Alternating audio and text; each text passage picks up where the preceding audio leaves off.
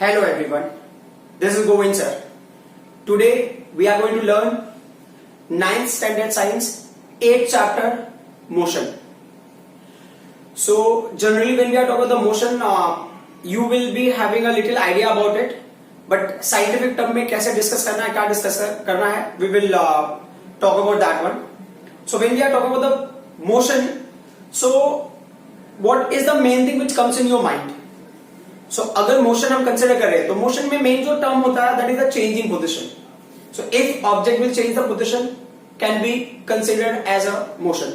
For example, right now I am standing over here. If I change my position, so I am in motion.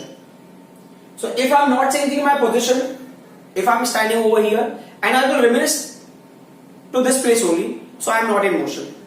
So one thing which you can understand in motion is that there should be change in position. So motion is the main key point in this case is change in position. So when there is a change in position, then you can consider there is a motion. But there is a one more term, change in position. Now this change in position should happen with respect to. With respect to. आपको कुछ तो consider करना पड़ेगा किसी term में. So with respect to क्या होगा? इसके दो पॉइंट होंगे. With respect to एक हम किसके रेस्पेक्ट में ले रहे हैं? विद रिस्पेक्ट टू टाइम और सेकेंड सराउंडिंग. ठीक है, ये जो सराउंडिंग होता है इसको हम ना रेफरेंस पॉइंट कंसिडर करते हैं. क्या कंसिडर करते हैं? Reference point. Reference point. अब अगर इसको थोड़ा सा सिंप्लीफाई करके देखते हैं तो क्या होगा? सो ये बोल रहा है चेंज इन पोजिशन. तो change in position with respect to time, मतलब आप टाइम के हिसाब से ऑब्जर्व कर रहे हो तो आपको पोजीशन में चेंज दिख रहा है. मतलब कि अभी मैं यहां पे खड़ा हूं तो right now you are considering 0 seconds and then you are saying after 2 seconds ना मेरा पोजीशन चेंज हो गया. तो आप ना पोजीशन चेंज को फर्स्ट फ्रेम में स्टडी करो, that is time. So time के साथ में अगर पोजीशन चेंज हो गया है तो there was a motion. Like ना आप इमेजिन करो किसी बंदे को आपने देखा, वो बंदा कहीं पे खड़ा था. ठीक है, अब उस बंदे को आप ना थोड़ी देर के लिए इग्नोर कर दिया. लाइक ना 2-3 सेकंड्स के बाद आप देखते हो तो बंदा वहां से शिफ्ट हो गया. मतलब there is a change in position. किसके रेस्पेक्ट में? टाइम के रेस्पेक्ट में. ये पहला पॉइंट हो गया. जो सेकंड पॉइंट है वो हो गया विद रिस्पेक्ट टू सराउंडिंग और रेफरेंस पॉइंट. सराउंडिंग और रेफरेंस पॉइंट लेते हैं तो वो क्या हो गया? फॉर एग्जाम्पल अब ना सराउंडिंग आप लोग, ये आप क्लासरूम को देख लो तो इस क्लासरूम के हिसाब से जो बोर्ड हो गया वो हमारा क्या होगा? सराउंडिंग हो गया, रेफरेंस पॉइंट हो गया. तो अगर ये सराउंडिंग के हिसाब से कंपेयर करो तो यू आर फाइंडिंग जो सराउंडिंग की चीजें वो स्टेशनरी है but I am what? Moving. So मेरा पोजीशन चेंज हो रहा है विद रिस्पेक्ट टू सराउंडिंग. या मैंने इमेजिन किया कि ये रेफरेंस पॉइंट है, जैसे कि ये यहां पे मैं खड़ा हूं तो ये मेरा रेफरेंस पॉइंट हो गया.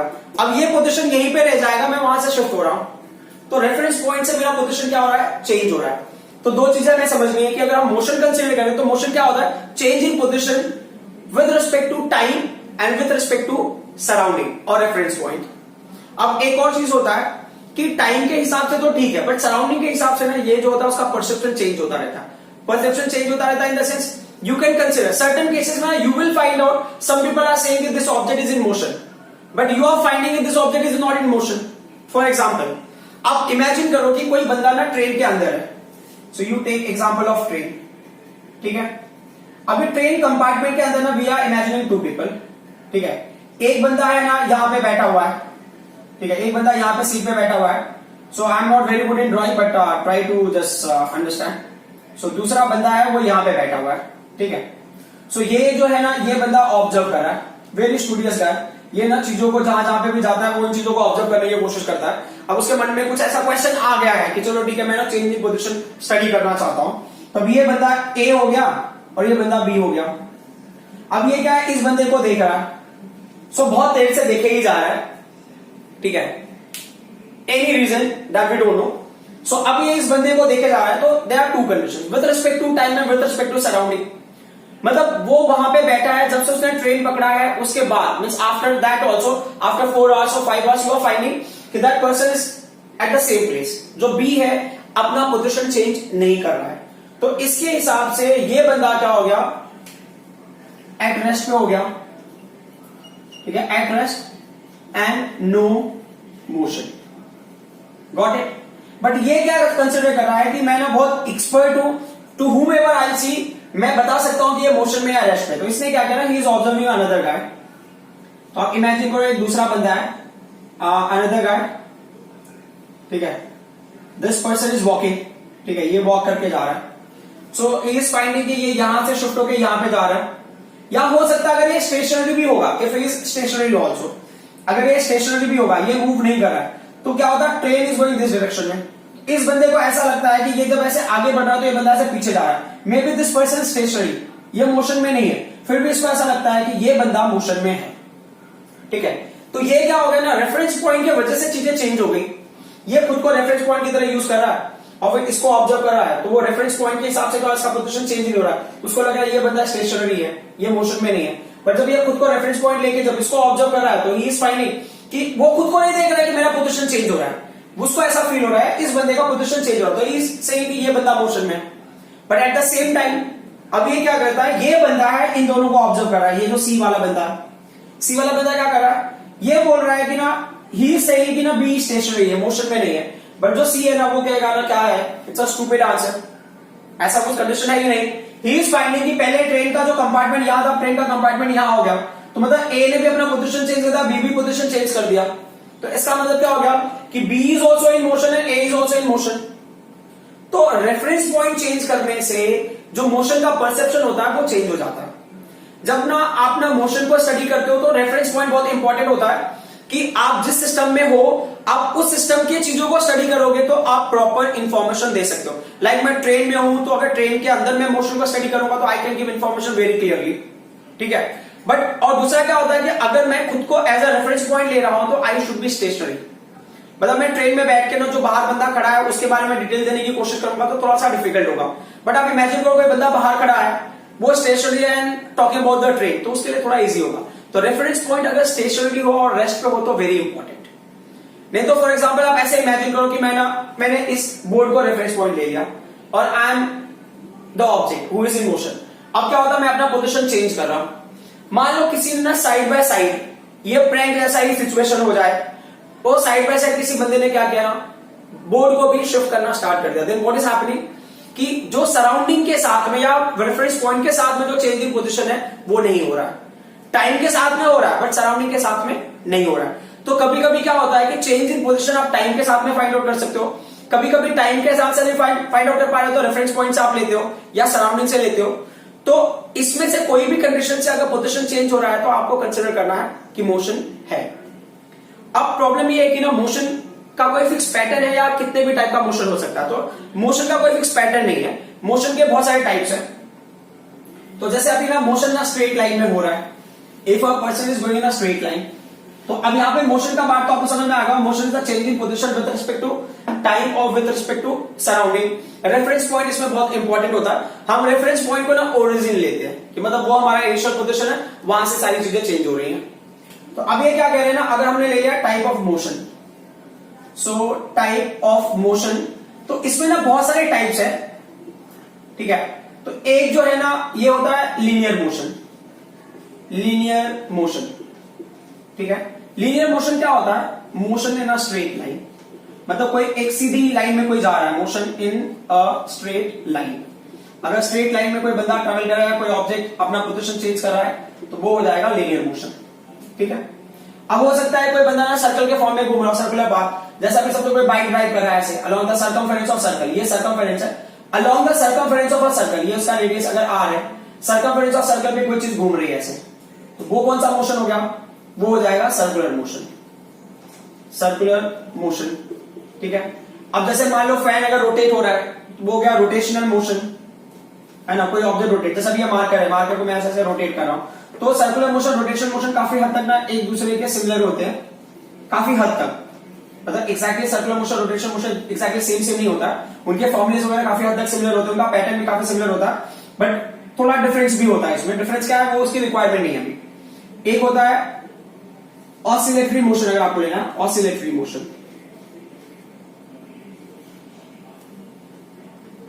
ऑसिलेटरी मोशन, तो ऑसिलेटरी मोशन अगर आपने लिया तो ऑसिलेटरी मोशन का क्या क्राइटेरिया होता है कि इसमें ना जैसे अभी ये ऑब्जेक्ट है, ऑब्जेक्ट यहां पे था, अब किसी रीजन से ऑब्जेक्ट यहां पे शिफ्ट होगा, फिर वापस यहां आएगा, फिर यहां आएगा, और ये कंटिन्यूसली बार बार हो रहा है, तो ये हो गया ऑसिलेशन। जैसे ना अगर कोई अगर मान लो फॉर एग्जांपल मैं ना अगर ऐसे हेड मूव कर रहा हूं तो इट्स ऑसिलेशन, एक फिक्स पॉइंट पे आप हो रहा है, या ऐसे ऐसा आप बना कर रहे हो तो भी ऑसिलेशन हो सकता है। या आप कंसिडर करो पेंडुलम, पेंडुलम होता है ना, पेंडुलम यहां से ऐसे मूव करेगा, यहां तक जाएगा फिर। तो अब क्या होता है कि इन चीजों को हमें वैसा डिस्कस करने की जरूरत है, oscillatory motion, rotational motion, circular motion. Circular motion इस चैप्टर में है, इसके लिए मैंने सर्कुलर मोशन को डिस्कस किया है। Circular motion is the motion along the circumference of circle. Along the circumference of circle पे अगर कोई ऑब्जेक्ट मूव कर रहा है तो वो ऑब्जेक्ट सर्कुलर मोशन परफॉर्म करेगा। बट कोई ऑब्जेक्ट स्ट्रेट लाइन में मूव कर रहा है तो वो कौन सा मोशन परफॉर्म करेगा? Linear motion. तो हम आज जो कुछ भी डिस्कस करेंगे अभी से रिलेटेड वो होगा लीनियर मोशन के ऊपर बेस्ड। हम लेंगे कि अगर बॉडी स्ट्रेट लाइन में ट्रेवल कर रहा है तो क्या है। प्रैक्टिकली ऐसा तो है ना, बॉडी हमेशा स्ट्रेट लाइन में ही ट्रेवल करे। हो सकता है ना, जैसे कि अभी अगर मैं जा रहा हूं, ठीक है, अगर ऐसे मुझे अगर कहीं जाना है, जाते जाते मैं ऐसा टर्न भी हो सकता हूं, तो क्या होगा, ये रोटेशनल मोशन भी हो गया। तो इसमें क्या हो सकता है, कभी कभी ना कुछ मोशंस होते हैं ना वो कॉम्प्लेक्स होते हैं, बहुत सारी चीजें मिक्स होगी। लाइक ना समझो मैं ऐसे स्ट्रेट लाइन में जा रहा हूँ, स्ट्रेट में जाते हुए फिर मैं ऐसे टर्न होकर देख रहा हूँ, तो मतलब उसमें क्या हो गया, लीनियर मोशन भी हो गया, रोटेशनल मोशन भी हो गया। अब सपोज करो कि ना आप इमेजिन करो कि कोई बंदा ना स्ट्रेट लाइन में जा रहा है बट ना ऐसे ऐसे करते हुए जा रहा है ना, आगे जा रहा है लेकिन ऐसे ऐसे करते हुए जा रहा है, तो ये पर्टिकुलर पार्ट में क्या होगा, ये ऑसिलेशन हो गया। और प्लस स्ट्रेट लाइन में जा रहा है वो, तो क्या होगा, लीनियर मोशन भी होगा और ऑसिलेटरी मोशन भी होगा, तो ऑसिलेशन भी हो गया वहां पे। तो इस तरह से ना कॉम्प्लेक्स मोशन भी होगा, बट हमें उस टर्म में नहीं जाना है, हमें फोकस करना है स्ट्रेट लाइन मोशन पे। तो we are going to focus on the straight line motion. So what is happening in case of straight line motion, will see that one. So आप इमेजिन करो कि अगर ना पोजिशन चेंज हो रहा है तो इसमें क्राइटेरिया क्या होते हैं। सो आप देख लो कि यहां पे कोई पॉइंट ए था, ठीक है, अब बॉडी पॉइंट ए से किधर गया, पॉइंट बी पे गया, ये चेंज इन पोजीशन हो गया। आपने रेफरेंस पॉइंट यहां पे लिया होगा किसी चीज का, ये ओरिजिन है, ये रेफरेंस पॉइंट है, this is what reference point, ये हमारा रेफरेंस पॉइंट। रेफरेंस पॉइंट हम सारी चीजों को स्टडी करने की कोशिश कर रहे हैं, और रेफरेंस पॉइंट को हमने क्या ले लिया, रेफरेंस पॉइंट ही होता है हमारा ओरिजिन होता है।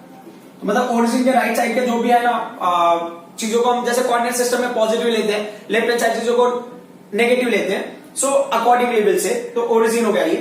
अब ये ए से बी पे गया, बी से वो सी पे जा सकता है, from C it can go to D, correct. तो ये क्या होगा ना, ये पाथ हो गया, पाथ लेंथ, ये path length, the first path length, second path length, third path length. तो if you are taking total path length, if you are taking total path length, ये क्या होगा, total path length travelled, total path length travelled, ठीक है। सो अब आप imagine करोगे कोई बंदा ना ए से बी गया, बी से सी गया, सी से डी गया, कोई इशू नहीं है। बट अगर मान लो वो बंदा ना रिटर्न होके आने लगा, मतलब person is going in this way, और फिर वो वापस भी आने लगा, मतलब वो ए से डी तक गया फिर रिटर्न होके सी तक आ गया, तो अब बोल रहे कि टोटल पाथ लेंथ क्या होगा, तो ए बी का डिस्टेंस, फिर ए से बी का पाथ लेंथ, फिर बी से सी का पाथ लेंथ, फिर सी से डी का पाथ लेंथ, फिर उसमें क्या सी से डी का क्या करेगा, फिर ऐड कर देंगे। तो जो टोटल पाथ लेंथ ट्रैवल होता है उसको हम बोलते हैं डिस्टेंस, उसको हम बोलते हैं डिस्टेंस, ठीक है, वो हो गया डिस्टेंस। अब अगर मान लो वो बंदा ना ए से बी गया, बी से सी गया, सी से डी गया, अब बी से वो वापस से बी तक आ गया, तो अब टोटल पाथ लेंथ क्या होगा, या total distance travel A B plus B C plus C D plus C D plus B C. तो वो जो वैल्यू मिलेगा वो आपको मिलेगा डिस्टेंस की वैल्यू। अब अगला पॉइंट है डिस्प्लेसमेंट। डिस्प्लेसमेंट क्या होता है, शॉर्टेस्ट डिस्टेंस, या एक हो गया separation between initial and final position, separation between initial and final position, ठीक है, इनिशियल एंड फाइनल पोजीशन आप ले लेते हो, या इसको आप कंसिडर कर सकते हो shortest distance between initial and final position, shortest distance between initial and final position, between initial and final position. अब इस चीजों को हम थोड़ा सा ना ऑब्जर्व करके देखते हैं कि क्या कहना चाहता है ये। तो जैसे कि ना अब ये ए से बी गया, तो अब ना डिस्टेंस के टर्म, हम ना वैल्यूज के टर्म में ले लेते हैं कि मतलब ये मान लो ये 0 मीटर है, ये वैल्यू जो है ना ये 10 मीटर है, ये कितना है, ये 20 मीटर है, और ये कितना है, ये 30 मीटर है, ठीक है। सो अब अगर हम इसको ना ऑब्जर्व करने की कोशिश करें तो ये क्या बोल रहे हैं कि आप एक जर्नी बता दो, जर्नी कौन सा, इसमें मैंने पहला पॉइंट ले लिया, फर्स्ट पॉइंट में जर्नी क्या हो गया, वो ए टू डी जा रहा है, ठीक है, एंड फिर क्या हो रहा है, एंड रिटर्न्स टू सी, ये पहली जर्नी हो गई, first journey is this. Second journey में क्या हो गया, सेकेंड जर्नी में हो गया वो जा रहा है ए टू डी एंड रिटर्न्स, कहां पे रिटर्न हो रहा है, रिटर्न्स टू डी, ठीक है। अब मैं थर्ड पोजीशन भी इसी में ले लेता हूं सो दैट थोड़ा समझने के लिए हमारे लिए ज्यादा बेटर हो जाएगा। Going from A to D, A से डी तक जा रहा है and returns to what, A, ठीक है। इन कंडीशंस को हमें स्टडी करना है। तो ये क्या बोले, जो टोटल पाथ लेंथ ट्रैवल है ना उसको हम बोलेंगे डिस्टेंस, जो टोटल पाथ लेंथ ट्रैवल है। बट क्या बोला, separation between the initial and final position. तो जैसे अभी ए से बी गया, बी से सी गया, सी से डी गया और फिर वापस से बी से क्या होगा, सी पे आएगा यहां पे। तो शॉर्टेस्ट डिस्टेंस तो यही होगा ना, ये A C will be the shortest distance. अगर मान लो बी तक आ गया तो ए बी होगा शॉर्टेस्ट डिस्टेंस। अब इसको अगर मैं दूसरे एग्जांपल के थ्रू लूं तो ऐसा भी आप कंसिडर कर सकते हो कि जैसे कि अभी कोई बॉडी हो गया, यहाँ पे ये ए हो गया, वो ए से बी तक गया, बराबर, बी से सी तक गया, फिर सी से वो ना डी तक गया, ठीक है। तो अब क्या बोल रहे हैं, what is the distance and what is the displacement. तो डिस्टेंस सिंपल सी बात है, डिस्टेंस क्या हो गया, टोटल पाथ लेंथ ट्रैवल। तो मतलब जो ए बी का लेंथ होगा, मान लो कि 10 मीटर है, बी सी का लेंथ कितना है वो समझो 5 मीटर है, और जो ये सी डी का लेंथ है उसको मान लो कि ये 15 मीटर है। तो टोटल पाथ लेंथ कितना होगा इसका, तो जो डिस्टेंस अगर आप कैलकुलेट करोगे, डिस्टेंस क्या होगा यहाँ पे, distance is the total path length travel. तो टोटल पाथ लेंथ कितना होगा, जब ये ए से बी जा रहा है वो 10 मीटर हो गया, जब वो बी से सी जा रहा है 5 मीटर हो गया, और जब वो सी से डी जा रहा है तो टोटल कितना 15 हो गया। तो 15 प्लस 15 कितना होगा, 30 मीटर। तो 30 मीटर का क्या होगा, डिस्टेंस होगा, मतलब टोटल पाथ ट्रैवल 30 मीटर का। बट अब क्या बोल रहा है कि separation between the initial and final position, उसको हम क्या बोलते हैं, उसको हम बोलते हैं डिस्प्लेसमेंट, उसको हम बोलते हैं displacement. So that is called the displacement. So what is the displacement, shortest distance. तो शॉर्टेस्ट डिस्टेंस क्या होगा, अब ए एंड डी के बीच का shortest distance will be this is the shortest distance, ये है शॉर्टेस्ट डिस्टेंस। तो अब इमेजिन करो कि ये जो डिस्टेंस है ना ये एक्चुअल में है 4 मीटर। तो अब इसका जो डिस्प्लेसमेंट होगा, what will be the value for displacement in this case, जो शॉर्टेस्ट डिस्टेंस है between A and D, that is what, 4 metre. Got it. One more point, कभी कभी क्या होता है कि डिस्टेंस और डिस्प्लेसमेंट की value can be equal, distance and displacement की वैल्यू कैन बी इक्वल, कब, जब तक वो स्ट्रेट लाइन में मोशन होगा। फॉर एग्जाम्पल अगर आप ए से बी तक का स्टडी करो, if you are studying only for A to B, ठीक है, for A to B in this case, ये एग्जाम्पल में, तो what will be the distance and what will be the displacement, okay, till the time motion will not change its direction, जब तक motion का direction change नहीं होता। तो A to B का टोटल पाथ लेंथ कितना होगा, ए टू बी का total path length is 10 metre and what the shortest distance between A to B, वो स्ट्रेट लाइन में तो शॉर्टेस्ट डिस्टेंस भी क्या होगा, 10 मीटर ही होगा। तो you can see from over here, till the time body is traveling in a straight line or till the time object is traveling in a straight line, distance and displacement can be equal, correct? But if object will change the direction of motion, अगर object अपने motion का direction change कर देगा तो distance and displacement cannot be equal. तो distance will not be equal to what? Displacement. और जो दूसरा पॉइंट है which you need to know, distance जो होता है वो ग्रेटर होगा या इक्वल टू होगा किसके, डिस्प्लेसमेंट के, but will never be less than this. तो जो डिस्टेंस होगा वो इक्वल हो सकता है डिस्प्लेसमेंट को और कैन बी ग्रेटर देन। तो यू कैन सी ना यहाँ पे distance is equal to displacement, but यहां पे क्या है, distance is greater than displacement. तो अब हम क्या करते हैं ना, चीजों को एनालाइज करते हैं। एक एग्जांपल है, ऐसा न्यूमेरिकल टाइप में भी आ जाता है कभी कभी कि बॉडी ए से बी जा रहा है 10 मीटर है, देन बी से सी जा रहा है 20 मीटर है, then it's going from C to D it's 30 metre and they are saying for that motion कोई इशू नहीं है। अब ए से डी अगर जा रहा है और रिटर्न हो रहा है तो आपको क्या करना है, 3 पॉइंट्स लेने हैं, डिस्टेंस डिस्कस करना और डिस्प्लेसमेंट डिस्कस करना है। ये रेफरेंस पॉइंट होगा, इसको मैं रब कर देता हूं, ठीक है। So what are we going to do, अब मैं ना ए पॉइंट के लिए डिस्कस कर रहा हूं। सो आई एम नॉट टेकिंग, यहां पे मैंने क्या ले लिया है, कॉलम बना देता हूं, ये डिस्टेंस हो गया, ठीक है, and then this is what, displacement, got it, ये हो गया डिस्प्लेसमेंट, ओके। अब हम तीनों पॉइंट्स के लिए डिस्कस कर लेते हैं, 3 पॉइंट्स इन द सेंस जो first condition, second condition, third condition, उसमें एक फोर्थ कंडीशन भी मैं ऐड करूंगा, बट अभी नहीं है, वो थोड़ी देर बाद ऐड करता हूं, so that should not be any confusion. मैं डायरेक्टली वैल्यूज ले लूंगा, तो ये फर्स्ट पॉइंट का आंसर होगा, यहाँ पे सेकंड पॉइंट का answer, this is the third point का answer, and fourth point I am going to introduce after some time. तो डिस्टेंस क्या होगा, what is the distance and what is the displacement, what is going from A to D. A to D in the sense, पहले A से B जाएगा 10 metre, then B से सी जाएगा 20 metre, then सी से D जाएगा that is 30 metre. तो each जो segment है ना उसकी वैल्यू कितनी 10 मीटर्स है इन दैट वे। अब डी तक पहुंचने के बाद ये क्या करता है, it is returning back, returns to C. अब वो ऐसे रिटर्न होता है, तो 10, 20, 30 when it is returning back by what distance, 10 metre. तो वो वैल्यू कितना हो जाएगा, 30 मीटर पहले से था, मतलब डी तक का है, उसमें रिटर्न होते टाइम में 10 मीटर और ऐड हो गया, तो this value is what 40 metre. Got it, ये हो गया डिस्टेंस की value. But what is the displacement, वो रिटर्न होके कहां पहुंच रहा है, वो रिटर्न होके पहुंच रहा है सी पे। तो what is the shortest distance between A and C, अगर स्ट्रेट लाइन होगा तो वो जो डिस्टेंस की वैल्यू उसके इक्वल ही होगा, तो ए टू सी के बीच का डिस्टेंस कितना है 20 मीटर, तो ए और सी का जो शॉर्टेस्ट डिस्टेंस है दैट इज 20 मीटर, तो यहां पे जो डिस्प्लेसमेंट की वैल्यू होगी that will be 20 metre. Okay, अब कैसा हो गया, अच्छा यहां पे रिटर्न्स टू डी मैंने लिखा है, ये एक्चुअली मुझे लिखना था रिटर्न्स टू बी, मिस्टेक हो गया यहां पे।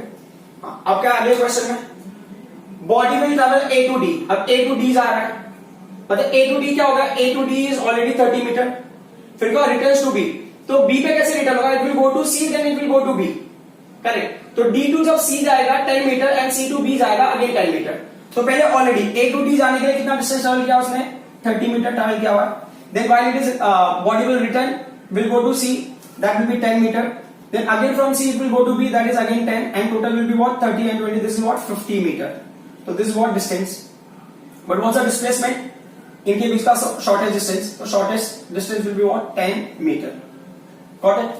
अब next point पे आ जाते हैं, next point is what, body will travel from A will go to D and will come back to A, तो ये A से B गया, मतलब A to D ऑलरेडी कितना है 30 मीटर है, अब फिर क्या होगा ये 10 मीटर देन अगेन 10 मीटर है अगेन 10 मीटर, तो क्या होगा 30 प्लस 10 सी तक के लिए, C to B again 10 then B to A again 10 and total value is what 60 metre.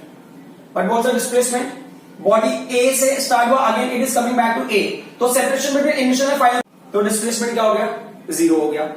अब अगला पॉइंट आ जाते हैं, अब सपोज करो ना मैंने फोर्थ पॉइंट इंट्रोड्यूस किया है, उसको मैं दूसरे मार्कर से लिखता हूं so that you can understand, body travels from A to D and returns to, वे आपको लग रहा है रिटर्न कहां पे आएगा, रिटर्न्स टू ई, नया कॉन्सेप्ट, तो रिटर्न्स टू ई मतलब यहां पे कोई पॉइंट है ई, ठीक है, ये ई है, करेक्ट, और ये ऑपोजिट है, तो हमारा ओरिजिन तो यहां पे है ना, ये ओरिजिन, हमारा रेफरेंस पॉइंट तो यहां पे था, ये ओरिजिन है, तो ओरिजिन के राइट साइड में जो आपने डिस्टेंस लिया हुआ है उसको लेना है पॉजिटिव, जो लेफ्ट साइड में जो डिस्प्लेसमेंट होगा उसको आप लोग नेगेटिव। डिस्टेंस और डिस्प्लेसमेंट में फर्क है, ध्यान देना, तो डिस्टेंस और डिस्प्लेसमेंट अगर, तो अभी ये क्या हो रहा है कि एक्चुअल में होता कैसे है कि ये कितना होगा, यहां तक गया वो पूरा 30 था, 30 में क्या होगा 10 ऐड हो गया, फिर वापस 10 ऐड होगा, फिर वापस 10 होगा, अब यहां पे भी क्या होगा 10 ऐड हो जाएगा, तो ये जो वैल्यू है ना -10 पे है, -10 मीटर, -10 मीटर क्यों, क्योंकि हम ओरिजिन के हिसाब से ये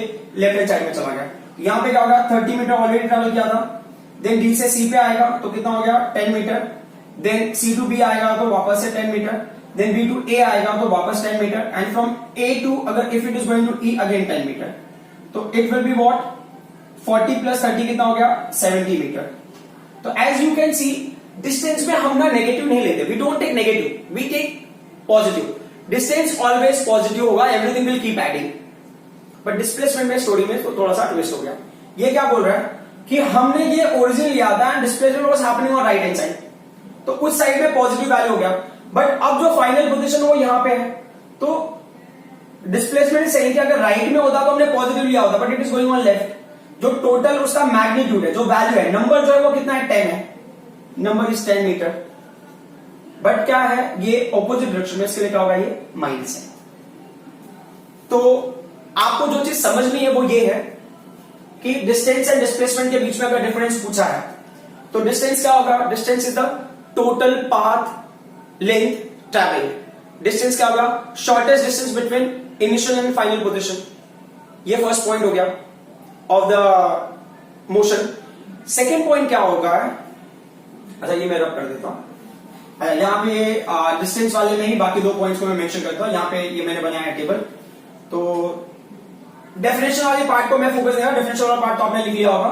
तो डिस्टेंस को क्या लिखा आपने, it will be always positive, it will be always positive, ये हमेशा पॉजिटिव वैल्यू होगा। बट डिस्प्लेसमेंट ना, एज यू कैन सी, हमने टेबल ड्रॉ किया था, अगर नहीं होगा तो रिवर्स करके देखिए ना, तो it can be positive, it can be negative and zero. ये पॉजिटिव भी हो सकता है, नेगेटिव भी हो सकता है, ये जीरो भी हो सकता है। जो डिस्टेंस होता है ना, किधर भी जा रहे हो, कैसे भी जा रहे हो, कोई फर्क नहीं पड़ता, कोई फर्क नहीं पड़ता, तो वो क्या होगा, स्केलर क्वांटिटी होगा। इसका डायरेक्शन से कोई लेना देना नहीं है, ठीक है, ठीक है। इस केस में क्या होगा, direction is not considered, direction is not considered, इसमें हम डायरेक्शन को कंसिडर नहीं कर रहे हैं। तो स्केलर क्वांटिटी क्या होता है कि स्केलर क्वांटिटी वो क्वांटिटी है जिसके बाद मैग्नीट्यूड होता है पर डायरेक्शन नहीं होता। तो मैग्नीट्यूड मतलब ये नंबर है ना, जो वैल्यूज है 10 मीटर, 20 मीटर, 30 मीटर, वो मैग्नीट्यूड हो गया, वो वैल्यू हो गया। तो वैल्यूज होंगे बट में डायरेक्शन नहीं होगा। बट जो वेक्टर क्वांटिटी होता है उसके पास वैल्यूज भी है, मतलब मैग्नीट्यूड भी है प्लस डायरेक्शन भी है। तो वेक्टर क्वांटिटी हमेशा एक पर्टिकुलर कंडीशन है, ये ना इनिशियल से फाइनल की तरफ होगा वो डिस्टेंस, उस तरह से डिस्टेंस लेना है, मतलब ऐसे ना, इस डायरेक्शन में। और यहाँ पे क्या होगा, अगर डिस्प्लेसमेंट ले रहे हो तो इस डायरेक्शन में ना, ई तक के लिए ले रहे हो तो आप ये पूरा ट्रेवल करके ए से ई, इनिशियल टू फाइनल पोजीशन, तो ये डायरेक्शन भी है इसके अंदर, तो वो क्या हो जाएगा, वेक्टर क्वांटिटी हो जाएगा, ठीक है।